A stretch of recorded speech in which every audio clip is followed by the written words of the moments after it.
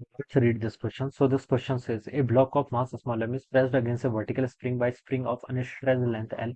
If the coefficient of friction between the block and surface is mu, then choose the correct statement. आपको बच्चों यहाँ पर क्या बताना है? करेक्ट स्टेटमेंट यहाँ पर चूज करके बताना है, ठीक है। तो देखिए बच्चों, इस क्वेश्चन का की कॉन्सेप्ट आप क्या लिख लीजिए, देख स्प्रिंग कांस्टेंट लिख सकते हैं, ठीक है।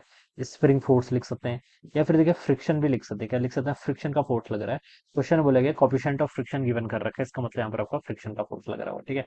सिचुएशन देखिए इस तरीके से, एक अनस्ट्रेस्ड, इसकी जो नेचुरल लेंथ है वो तो एल के इक्वल है, ठीक है। लेकिन जब हमने देखिए एक ब्लॉक को यहाँ पर क्या कर रखा है, इसे ऐसे कंप्रेस कर दिया, ठीक है। यहाँ से आपकी क्या है, वॉल है, ठीक है। This is a wall, alright. अब देखिए बच्चों, इस ब्लॉक पर आपके कौन कौन से फोर्स लग रहे हैं। ब्लॉक पर देखिए इसका मास एम के इक्वल है, तो हम बता सकते हैं सबसे पहले तो इस पर एक एम जी का फोर्स लगा इन द डाउनवर्ड डायरेक्शन, ठीक है। नेचुरल लेंथ इसके एल के इक्वल है, और देखिए यहाँ से यहाँ तक का, इसमें डी तक का हम क्या बता सकते हैं, इस पर क्या है आपका कंप्रेशन है।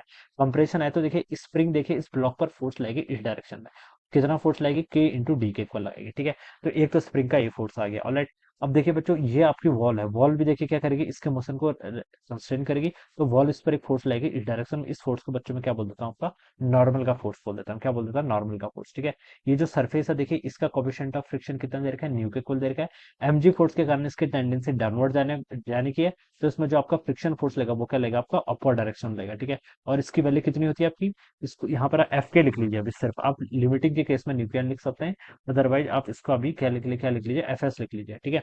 अब बच्चों देखिए यहाँ पर से मैं क्या बता सकता हूँ, जब आपका नॉर्मल होगा, नॉर्मल की वैल्यू किसके इक्वल है, यहाँ से आपकी केडी के इक्वल है, ठीक है। नॉर्मल की वैल्यू केडी के इक्वल है। ये देखिए बच्चों, आपका यहाँ पर इक्विलिब्रियम की सिचुएशन है, ठीक है। ये स्टेशनरी रहना चाहिए। इसका मतलब नेट फोर्स आपका जो स्मॉल एम मास का ब्लॉक है, इस पर आपका कितना होना चाहिए, जीरो के इक्वल होना चाहिए, ठीक है। नेट फोर्स कितना होना चाहिए, जीरो। इस पर देखिए कौन कौन सा फोर्स लग रहा है, स्टैटिक फ्रिक्शन देखिए किसके इक्वल होता है, आपका ऑलवेज लेसर देन और equal to mu s N के इक्वल होता है। न्यू एस एन यहाँ पर आपके किसके इक्वल है, न्यू के इक्वल है। नॉर्मल की वैल्यू देखिए बच्चों कितनी, केडी के इक्वल, ठीक है। तो नॉर्मल को यहाँ पर से ये आपका इतना हो जाएगा, ठीक है। और नॉर्मल की वैल्यू देखिए आपके यहाँ से कितनी, केडी के इक्वल है, ठीक है। ये वैल्यू आपके यहाँ पर से इतनी हो जाएगी, ठीक है। अब ये फ्रिक्शन देखिए, फ्रिक्शन को हम यहाँ पर से क्या लिख सकते हैं, यहाँ पर देखिए फ्रिक्शन आपका देखिए क्या है, mg डाउनवर्ड डायरेक्शन में लग रहा है, तो यहाँ पर से फ्रिक्शन फोर्स को आपका लिख सकते हैं mg से रिप्लेस कर सकते हैं, ठीक है। mg must be lesser than equal to कितना होगा, यहाँ से आपका न्यू के डी के इक्वल आएगा। आपसे यहाँ पर देखिए स्प्रिंग कांस्टेंट की वैल्यू पूछ रखी है, ठीक है। तो स्प्रिंग कांस्टेंट को हम लिख सकते हैं is must be greater than equal to कितना होगा आपका, mg divided by mu d के इक्वल होगा, ठीक है। ये कंडीशन हो जाएगी, ठीक है। तो ये आपका आंसर होना चाहिए, ठीक है।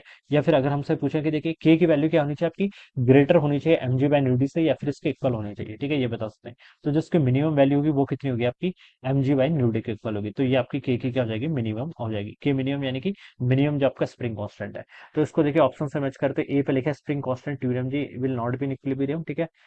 तो ये आपका रॉन्ग है। देखिए यहाँ पर आपका डी ऑप्शन पे लिखा है मिनिमम स्प्रिंग फोर्स के minimum to keep the block of mass m is in equilibrium is m g divided by mu d. तो ये वाला जो आपका डी ऑप्शन है बच्चों, ये क्या होगा फिर इसके करस्पॉन्डिंग यहाँ से आपका करेक्ट आंसर होना चाहिए। This should be the right answer of this question, alright. So I hope you all understood this concept. All the best and thank you so much.